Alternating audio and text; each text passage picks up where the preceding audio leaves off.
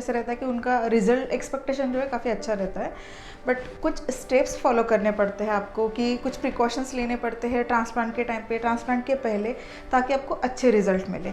Hello all, my name is doctor Sridevi Lakhe. I am a consultant dermatologist, cosmetologist and hair transplant doctor, currently working with Hair Free and Hair Grow clinic Kharadi. So ऐसे ही आज मैं आपको 10 steps बताने वाली हूँ, या फिर 10 ऐसी चीज़ें बताने वाली हूँ जिससे आपका रिजल्ट जो है काफ़ी अच्छा आने वाला है। तो सबसे पहले हम शुरू करते हैं पॉइंट नंबर 1। तो इसमें आपको करेक्ट क्लिनिक चूज़ करना काफ़ी इम्पॉर्टेंट है।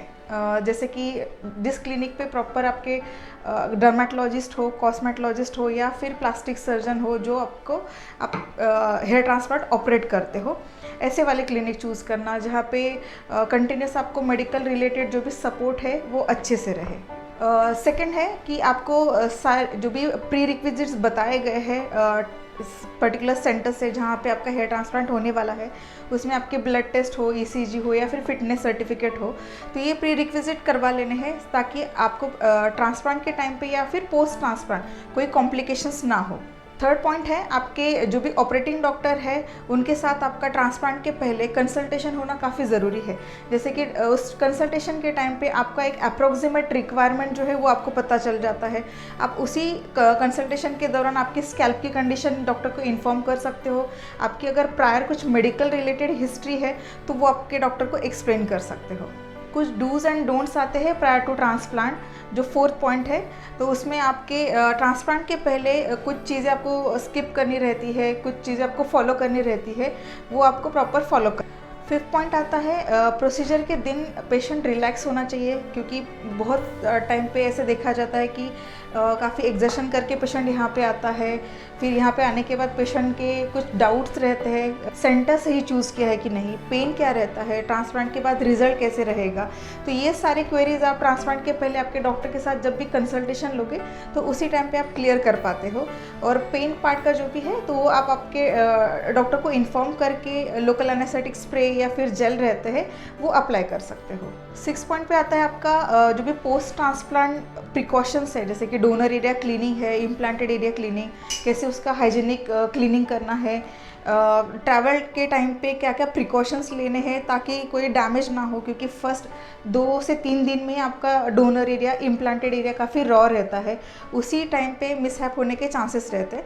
तो उनको अवॉइड करने के लिए जो भी प्रिकॉशंस है वो आपको फॉलो करने हैं। 7 पॉइंट पे है आपके मेडिकेशन का कोर्स, जो भी पोस्ट ट्रांसप्लांट 5 डेज़ के लिए या फिर 7 डेज़ के लिए एंटीबायोटिक का कोर्स, पेन किलर दिए जाते हैं, डोनर एरिया की क्लीनिंग कैसे करनी है वो स्टेप वाइज आपको बताया जाता है, इम्प्लांटेड एरिया को कैसे क्लीन करना है वो भी एक्सप्लेन किया जाता है। तो ये अगर आप प्रॉपर प्रिकॉशन एंड मेडिकेशन लेते हो तो इन्फेक्शन के चांसेस भी कम हो जाते हैं और हीलिंग काफ़ी प्रॉपर तरीके से होता है। फर्स्ट 1.5 मंथ आपके स्किन हीलिंग के लिए काफ़ी क्रूशियल रहता है, क्योंकि जब भी हम ट्रांसप्लांट करते हैं तो जितने ग्राफ्ट निकाले हैं या फिर जितने ग्राफ्ट लगाए हैं उतने अप्रॉक्सीमेटली प्रिक्स लगते हैं आपकी स्किन पे। तो स्किन को हील होने के लिए मिनिमम 1.5 मंथ टू 2 मंथ का ड्यूरेशन लगता है। इसी हीलिंग के फेज़ में आपको जो भी प्रिकॉशंस एक्सप्लेन किए जाते हैं पोस्ट ट्रांसप्लांट उनको अच्छे से फॉलो करना है। 9th पे आता है आपका 6 मंथ का फॉलोअप, क्योंकि ग्रोथ जो रहता है मेजर उसका ग्रोथ फर्स्ट 6 मंथ में आता है। तो ग्रोथ के लिए फर्स्ट 6 मंथ काफ़ी क्रूशियल रहता है। तो उसी फेज़ में जो भी आपको मल्टीविटामिन या फिर मेनॉक्सिल एप्लीकेशन दिया जाता है उनको प्रॉपर तरीके से यूज़ करना है विदाउट स्किपिंग। और इनकेस अगर आपका डोनर एरिया या फिर इम्प्लांटेड एरिया में कहीं पे थिनिंग या फिर न्यूट्रिशन की रिक्वायरमेंट लगती है तो वैसे आपको डॉक्टर इन्फॉर्म करते हैं। तो time to time PRP sessions लेना काफ़ी इंपॉर्टेंट रहता है। और सबसे लास्ट आता है आपका रेगुलर फॉलोअप। रेगुलर फॉलोअप काफ़ी इंपॉर्टेंट है, क्योंकि जस्ट प्रोसीजर हो गया और आपको रिजल्ट आ रहा है, मेजॉरिटी टाइम्स यही होता है, लेकिन कुछ टाइम ऐसे रहता है कि कहीं ना कहीं आपकी स्किन कंडीशन सपोर्ट नहीं कर रही है या फिर आपके न्यूट्रिशनल लेवल आपको सपोर्ट नहीं कर रहे। तो ये उसी टाइम पे कैच करना और उसी टाइम पे ट्रीट करना काफ़ी इंपॉर्टेंट रहता है। तो हेयर लाइन एंड आपका जो मिडिल पोर्शन रहता है उसका रिजल्ट आने के लिए 9 मंथ्स लगते हैं, और क्राउन का भी आप अवेयर हो तो अप्रॉक्सीमेटली क्राउन के लिए 1 साल लगता है।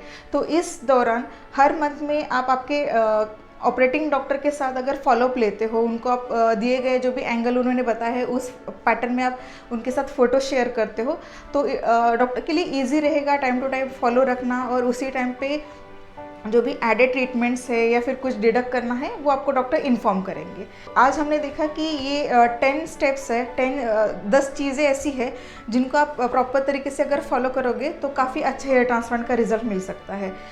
नेक्स्ट वीडियो में मैं आपको हर एक जो भी चीज़ है उसको इलेबोरेट करके बताऊंगी कि हर चीज़ का क्या इंपॉर्टेंस है। इसके अलावा अगर आपको कोई आपके रिलेटेड क्वेरी है तो आप हमारे दिए गए नंबर पे कॉल कर सकते हो या फिर हमारे कमेंट बॉक्स में कमेंट कर सकते हो।